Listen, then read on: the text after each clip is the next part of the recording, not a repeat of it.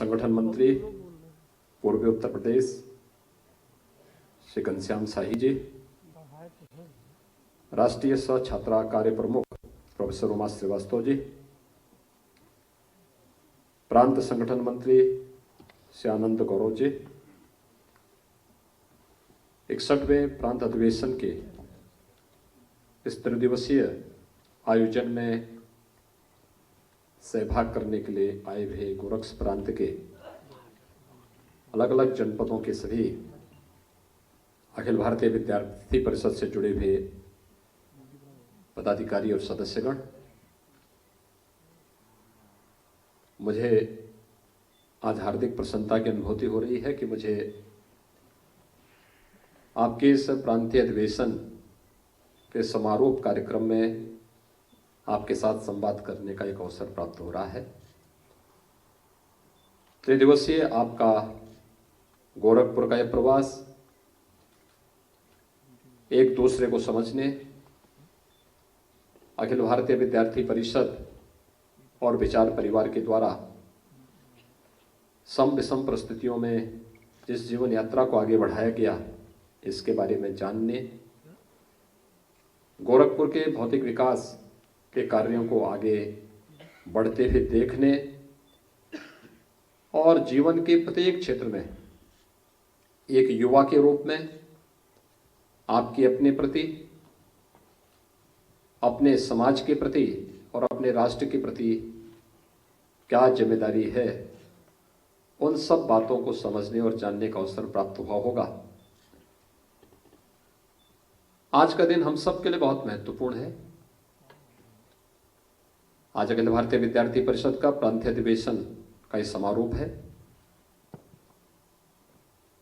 आज ही के दिन 1927 में काकोरी कांड के महानायकों पंडित राम प्रसाद बिस्मिल, ठाकुर रोशन सिंह और अस्फाउल्लाह खां को फांसी की सजा हुई थी।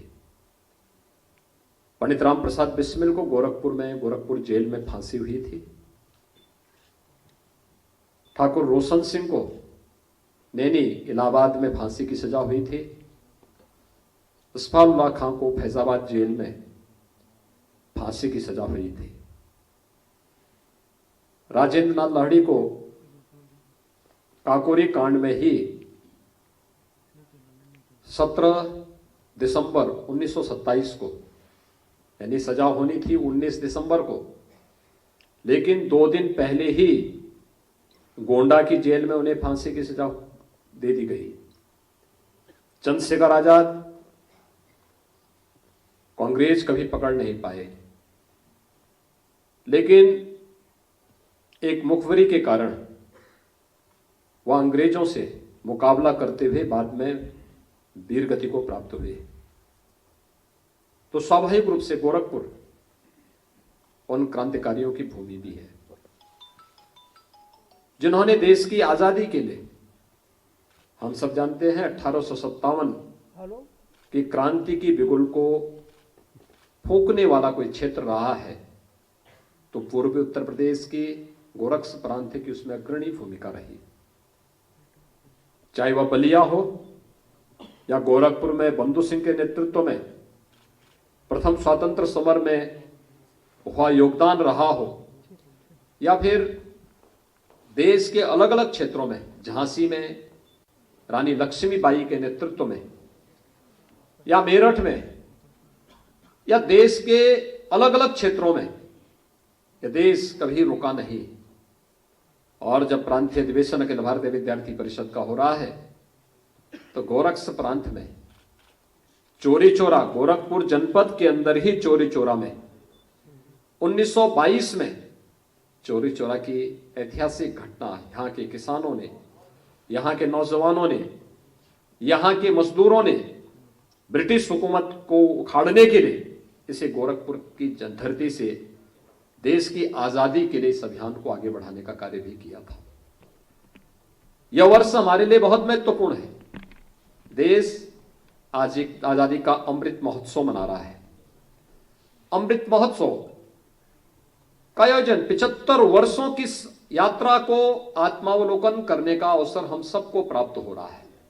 और अमृत महोत्सव का महत्व इसलिए भी है कि अमृत महोत्सव के इन 75 वर्षों में भारत ने कितनी यात्रा प्रारंभ की। जो सपने देखे गए थे भारत के महापुरुषों ने, देश के उन अमर सपूतों ने कि आजाद भारत होगा।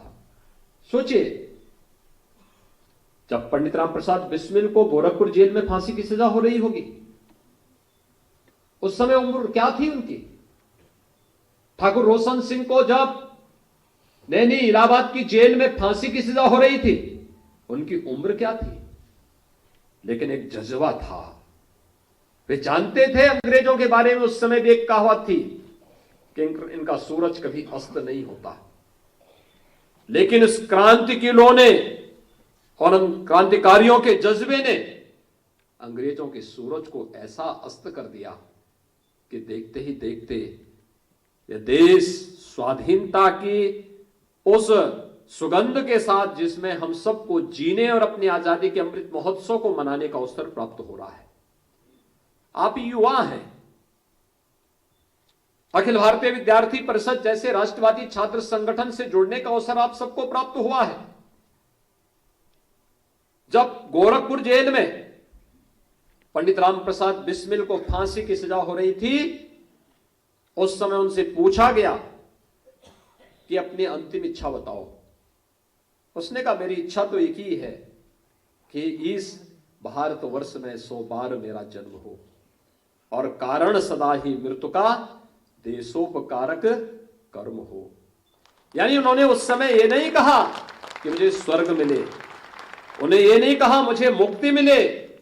उन्होंने कहा, जब तक मेरा देश स्वाधीन नहीं हो जाता है, तब तक बार बार इस भारत भूमि पर मुझे जन्म लेने का सौभाग्य प्राप्त हो और देश और धर्म के उद्धार के लिए मैं बार बार जन्म ले लूं और इसी के लिए अपने आप को समर्पित करूं। इस भाव के साथ पंडित राम प्रसाद बिस्मिल ने फांसी की सजा को गोरखपुर जेल में छूने का कार्य किया था। उस पीढ़ी की वर्तमान विरासत के योद्धा आप हैं। और स्वतंत्र भारत आज जिस दिशा में आगे बढ़ रहा है, एक विश्वास के साथ, एक आत्मविश्वास के साथ, प्रधानमंत्री मोदी जी ने इस देश को कुछ सूत्र दिए कि अमृत महोत्सव का मतलब क्या है। देश की आजादी के 75 वर्ष होना मात्र नहीं, बल्कि अमृत काल है। इसका मतलब क्या है? यह अमृत काल ऊर्जा का काल है। ये ऊर्जा विचारों की ऊर्जा, प्रेरणा की ऊर्जा, उन अमर शहीदों के त्याग और बलिदान से प्रेरणा प्राप्त करने की ऊर्जा, ये ऊर्जा नए भारत के निर्माण की ऊर्जा, ये ऊर्जा आत्मनिर्भर भारत की परिकल्पना को साकार करने की ऊर्जा। आत्मनिर्भर भारत, क्या कोई देश विदेशी नकल करके कभी स्वावलंबन और आत्मनिर्भरता के लक्ष्य को प्राप्त कर सकता है? कभी नहीं। अपने बल पर, अपने दम पर, अपनी परंपरा और अपनी संस्कृति को आगे बढ़ाकर हम तकनीक का विरोध न करें, हम तकनीक को युगानुकूल करें।